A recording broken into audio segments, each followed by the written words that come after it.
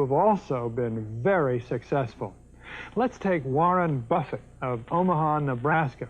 If you had put $10,000 in 1965 into his company, Berkshire Hathaway, you would have $1 million today. Warren was a chapter in my 1972 book, Super Money, so I've known him a long time. He learned his trade with Ben Graham, the original dean of security analysis at Columbia University.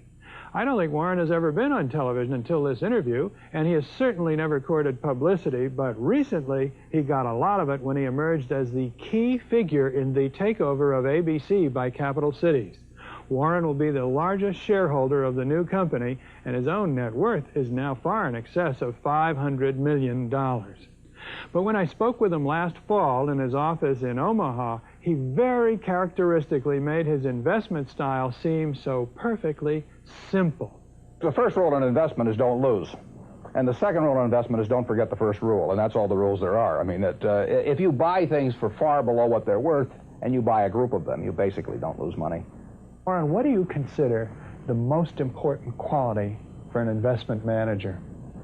It's a temperamental quality, not an intellectual quality. You don't need tons of IQ in this business. I mean, you have to have enough IQ to get from here to downtown Omaha, but you do not have to be able to play three-dimensional chess or be in the top leagues in terms of bridge playing or something of the sort. You need a stable personality. You need a temperament that neither derives great pleasure from being with the crowd or against the crowd, because this is not a business where you take polls. It's a business where you think.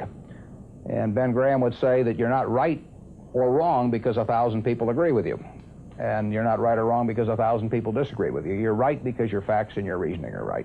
Warren, what do you do that's different than 90% of the money managers who are in the market?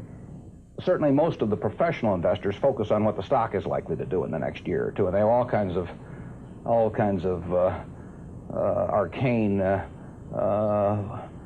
methods of approaching that, but they do not really think of themselves as owning a piece of a business.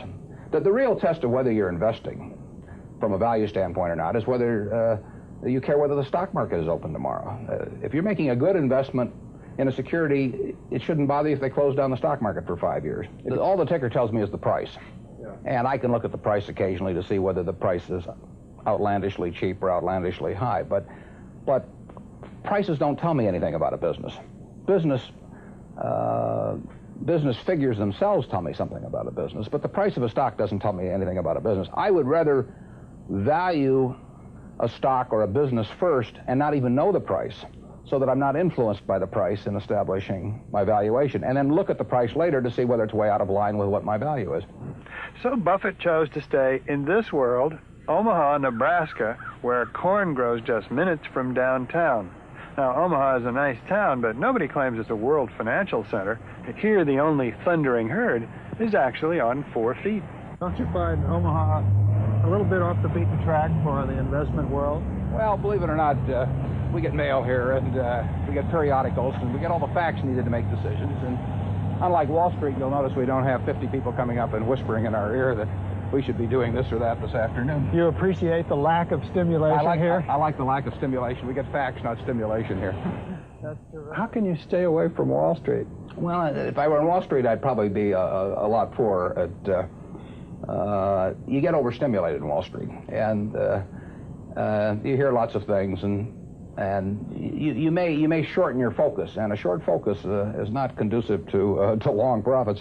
And here I can just focus on what businesses are worth, and I don't need to be in Washington to figure out what the Washington Post newspaper is worth, and I don't need to be in New York to figure out what some other company is worth. It's an intellectual process.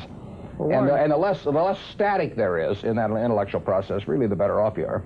What is the intellectual process? The intellectual process is defining your area of competence in valuing businesses, and then within that area of competence, finding whatever sells at the cheapest price in relation to value.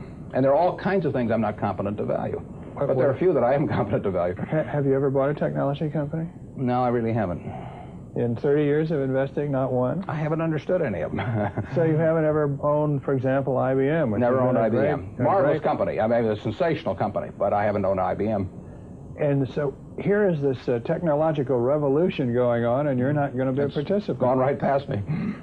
Is that all right with you? It's okay with me.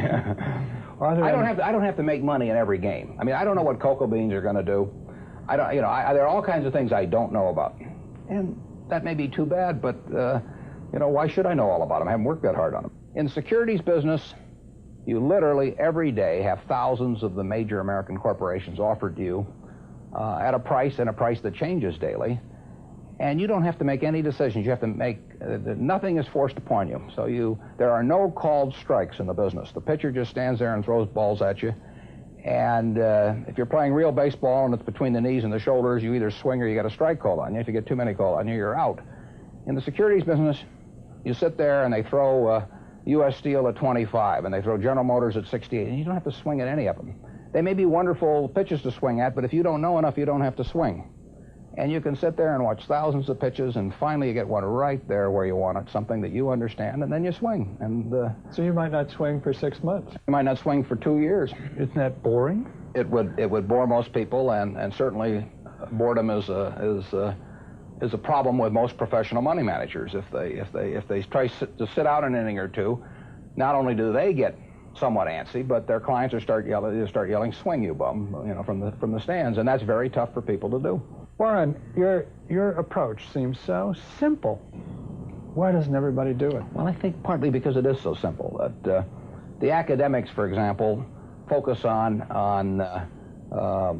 all kinds of variables. Partly because by academics, you mean professors of right, finance? Yeah, the data's there. In business school? Sure, and the data's there. So they focus on whether if you buy stocks on Tuesday and sell them on Friday, you're better off, or if you buy them in election years and sell them in other years, you're better off, or if you buy small companies. There are all these variables because the data are there, and they've learned how to manipulate data.